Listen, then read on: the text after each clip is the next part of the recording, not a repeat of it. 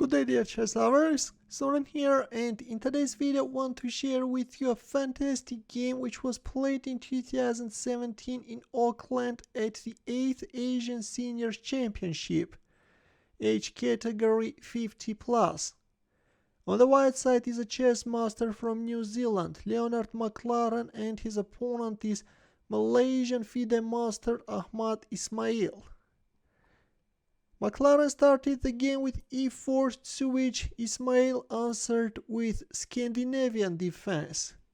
In this opening, black is losing many tempos, but from white side getting an advantageous position is not an easy task. Usually black is managing to stand solid. Yeah, this is a pretty solid opening. Here usually white is playing d4, knight f3, bishop b5 check or knight c3, but in the game we have a rare looking bishop e2 move, queen takes d5. After knight f6 it would have been logical to go for knight takes d5, but we have queen takes d5 and an interesting knight c3 move followed, with which white is attacking black queen, but on move 4 is sacrificing the pawn on g2, which black accepted.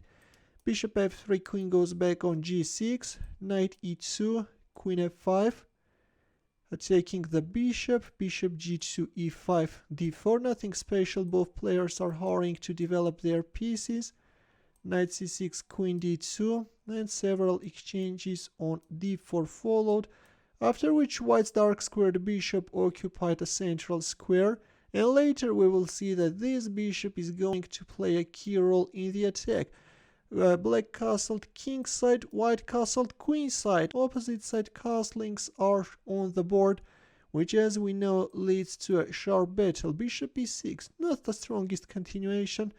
Bishop f4 is better. Black has an extra pawn, and in such cases simplifications favor the side which has extra material. But in the game we have bishop e6, yes, and also by playing bishop f4 black could get rid of this strong bishop, right? King goes on b1, bishop b4, rook d8 with the idea of bishop e5 could give black better chances, but in the game we have bishop b4 and there comes rook g1. White rook is occupying the semi-open g file. Yeah, white is already starting to concentrate forces which will soon start bombarding opponent's castle. c5, this is already a serious mistake. Better was g6. If only black could guess what in white's mind. g6 was the move, but we have c5, and so we reached the critical position where the task is to win with the white pieces. You can pause the video and try to find the upcoming combination. Ready? Well, look, we have to switch this rook into the attack. That's why white played bishop h3 and opened up the g file for the rook. Black accepted the bishop sacrifice, and this time white landed another heavy punch. Rook takes g7 check. How do you like this beauty, guys? And by the way, let me tell you that in case of queen f3, again, rook g7 works. In the game we have queen takes h3 and rook takes g7 check. King h8. Well, if king takes g7, this is simple. Once the queen is jumping into the game, with his next move already, white can announce a checkmate. That's why we see king h8.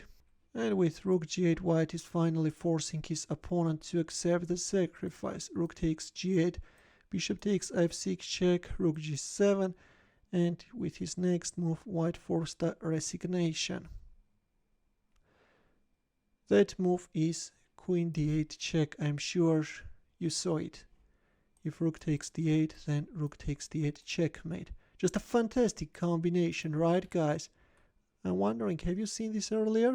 Want to take a look at it once again? So everything started with bishop h3 and then rook g7 landed. And yeah, very quickly opponent's defense crumbled. On move 20, black resigned. The game is truly amazing. Feel free to share it with your friends as well. And in the end, a chess puzzle. A simple one where the task is to win with the black pieces. As usual, we'll wait for your answer in the comment section.